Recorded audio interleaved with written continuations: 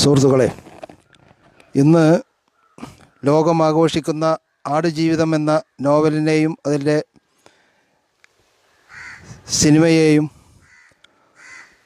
ലോകം ആഘോഷിച്ചുകൊണ്ടിരിക്കുകയാണ്. പ്രധാനമായിട്ടും നജീബ് എന്ന കഥാപാത്രത്തെയും നോവലെഴുതിയ ബെന്യാമിനെയും സംവിധായകൻ ബ്ലസ്സിയെയുമൊക്കെ അവിടെ ഓർമ്മിപ്പിക്കപ്പെടുമ്പോൾ ആടുജീവിതത്തിലെ ഒരു വളരെ പ്രധാനപ്പെട്ട ഒരു കഥാപാത്രം, ആ കഥാപാത്രത്തിൻ്റെ വീടിന് മുമ്പിലാണ് ഇപ്പോൾ ഞാൻ നിൽക്കുന്നത്.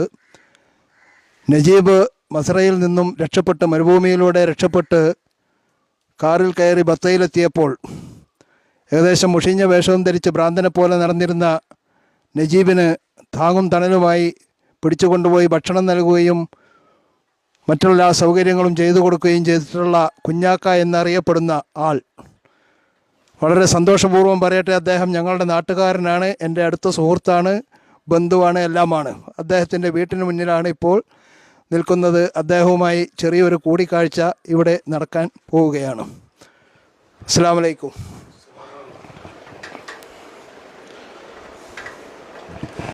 +2 ഡിഗ്രി കഴിഞ്ഞവർക്ക് world's first AR VR class റൂമിലൂടെ സ്മാർട്ട് ഫോൺ എഞ്ചിനീയർ ആവാം. കൂടുതൽ അറിയാൻ വിളിക്കൂ ബ്രിഡ്കോ ആൻഡ് ബ്രിഡ്കോ.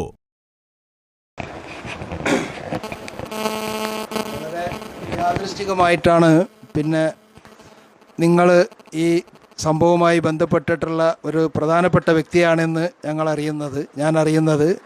അതിനാലാണ് ഇത്തരമത്. അപ്പോൾ താങ്കളുടെ പങ്ക് ആ സംഭവവുമായി ബന്ധപ്പെട്ട് എന്തായാലും വർഷങ്ങൾക്ക് മുമ്പ് കഴിഞ്ഞതാണെന്നുണ്ടെങ്കിലും ആ സംഭവത്തിൻ്റെ ഓർമ്മകളെല്ലാം താങ്കളിൽ ഉണ്ടായിരിക്കും എന്ന് ഞങ്ങൾക്കറിയാം. വളരെ കാലമായി ഗൾഫിൽ കഴിയുന്ന ആളാണല്ലോ. അപ്പോൾ അത് ജനങ്ങൾക്ക് അറിയണമെന്നുണ്ട്. അതിനാൽ അതിന് സംഭവത്തെക്കുറിച്ച് ഉള്ള ഒരു വിശദീകരണം നൽകുവാൻ ഞങ്ങൾ താല്പര്യപ്പെടുകയാണ്. അത് നജീബ് അങ്ങനെ മസ്രയിൽ നിന്ന് വന്നപ്പോൾ ഒരു മുസ്ലിവേഷത്തിലാണ് വന്നത്. ഒരു ചെറിയൊരു മാനസികമായ ഒരു അവസ്ഥയിലാണ് വന്നത്. കാരണം അതവിടുത്തെ പീഡനങ്ങളും റഫീലിൻ്റെ മക്കളുടെയൊക്കെ അക്രമങ്ങളൊക്കെ ഉണ്ടായതുകൊണ്ടാണ്. അപ്പോൾ അങ്ങനെ വന്ന് ഇറങ്ങിയപ്പോൾ നമ്മൾ റൂമിൽ വിളിച്ചു കൊടുന്ന് ഡ്രസ്സൊക്കെ മാറ്റിച്ച് ഭക്ഷണം കൊടുത്ത് മുടിയൊക്കെ വെട്ടിച്ച് 2 ദിവസം കഴിഞ്ഞിട്ടാണ് ആളെ ശരിക്കും നല്ല നിലയിൽ എത്തിയത്. കാരണം ഒരു ചെറിയൊരു മാനസികമായൊരു ഇതുണ്ടായിരുന്നു. വിഷമത്തിൻ്റെ പീഡനത്തിൻ്റെ അവസ്ഥയിലായിരുന്നു. അങ്ങനെ നമ്മൾ പിന്നെ ഭക്ഷണം കൊടുത്ത് നമ്മളവിടെ താമസിച്ച് ഒരു ഏകദേശം ഒരു 10-15-20 ദിവസത്തോളം നമ്മൾ താമസിച്ചു നമ്മളതിൽ. അത് കഴിഞ്ഞിട്ടാണ് പിന്നെ മൂപ്പര് ജയിലിൽ പിടുത്തം കൊടുത്ത് അങ്ങനെയാണ് കയറി പോകുന്നത്. പിന്നെ ഞാനും മൂപ്പര് കൂടെ ഒരു ബന്ധമില്ല. മൂപ്പര് അങ്ങനെ പോകുകയും ചെയ്ത് നമ്മളെ നമ്പറും കാര്യമൊന്നും മൂപ്പര് കയ്യിലില്ലാത്തതുകൊണ്ട് നമ്പർ അന്ന് നമ്മൾ കൊടുത്തിട്ടുമില്ല. അങ്ങനെ പിന്നെ ഇപ്പം ഇങ്ങനെ നോവലൊക്കെ ആയി വന്നപ്പോഴാണ് നമ്മളിങ്ങനെ ആളുണ്ടായിരുന്നു, ആൾ പോയതും ഇതൊക്കെ അറിഞ്ഞത്. അത്രയാണ് എൻ്റെ കഥകൾ. ഇപ്പോൾ അദ്ദേഹത്തെ കണ്ടിട്ടുണ്ടെങ്കിൽ താങ്കൾക്ക് മനസ്സിലാക്കാൻ കഴിയുമോ? അറിയാൻ നിൽക്കാണ്. കാരണം കുറേ വർഷമായില്ലേ. എല്ലാം ശ്രദ്ധിച്ച് കണ്ട പിന്നെ അടുത്ത് കൊണ്ട് സംസാരിക്കുമ്പോഴൊക്കെ അറിയാൻ പറ്റും എന്നുള്ളതുള്ളൂ. ഒറ്റനോട്ടത്തിൽ നമ്മൾ കണ്ടറിഞ്ഞോണമെന്നില്ല. ഞാൻ മനസ്സിലാക്കിയിടത്തോളം ഇപ്പോൾ ഇരിക്കുന്ന കുഞ്ഞാക്കയും അന്നത്തെ കുഞ്ഞാക്കാക്കും ഏകദേശം ഒരേ രൂപമാണുള്ളതുകൊണ്ട് അതുകൊണ്ട് ഒരുപക്ഷെ ഈ വീഡിയോ കാണുന്ന പക്ഷം നജീബ് താങ്കളെ തിരിച്ചറിയുമെന്നുള്ള പ്രതീക്ഷയാണ് എനിക്കുള്ളത്. താങ്കൾക്ക് എന്ത് തോന്നുന്നു? നജീബിന് ചിലപ്പം തിരിച്ചറിയാൻ പറ്റും. കാരണം അങ്ങനത്തെ ഒരു ഇതാണല്ലോ ഉള്ളത്. അവരിങ്ങനെ ഓർത്ത് വെക്കുന്നുണ്ടാവും. നമ്മൾ അങ്ങനെ അത്രയാണ്ട് മനസ്സിൽ ഓർത്ത് കിട്ടുന്നില്ല അത്. കാരണം അത് കുറേ വർഷങ്ങളായി.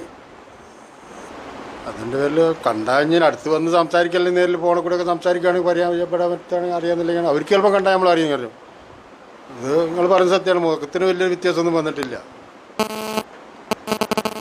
ഇതിലൂടെ നജീബിനോട് താങ്കൾക്ക് എന്തെങ്കിലും സന്ദേശം നൽകുവാനുണ്ടോ? സന്ദേശം കാണാൻ പറ്റുകയാണെങ്കിൽ കാണാൻ എന്നുള്ള ഒരു ആഗ്രഹം ഉണ്ട്, അത്രേ ഉള്ളൂ. നേരിൽ കാണാൻ എന്നുള്ളത്. അതിന് എന്തായി അവൻ്റെ അവസ്ഥകൾ എന്താണ്, ജീവിതം എങ്ങനെയൊന്നും നമുക്കറിയില്ല. അങ്ങോട്ട് വന്നതിൻ്റെ ശേഷമുള്ളത്. ശരി, താങ്കളെയും നജീബിനെയും കൂടിക്കാണുവാൻ ഈ കൂടിക്കാഴ്ച അല്ലെങ്കിൽ ഈ വീഡിയോ ഉപകാരപ്പെടുമെന്നുള്ള പ്രത്യാശ, അതിനുള്ള വഴി ദൈവം ഒരുക്കുമെന്ന് പ്രതീക്ഷിച്ചുകൊണ്ട് താങ്കൾ അനുവദിച്ചു തന്ന ഈ സമയത്തിന് നന്ദി പറഞ്ഞുകൊണ്ട് ഞാൻ അവസാനിപ്പിക്കുന്നു. നന്ദി. 21 ലക്ഷത്തോളം സന്തുഷ്ടരായ ഉപഭോക്താക്കളും 2 ലക്ഷത്തോളം തിമിര ശസ്ത്രക്രിയകളും പൂർത്തിയാക്കിയ മലബാറിലെ ഏക കണ്ണാശുപത്രി അൽ സലാമ ഹൈ ഹോസ്പിറ്റൽ റോഡ്.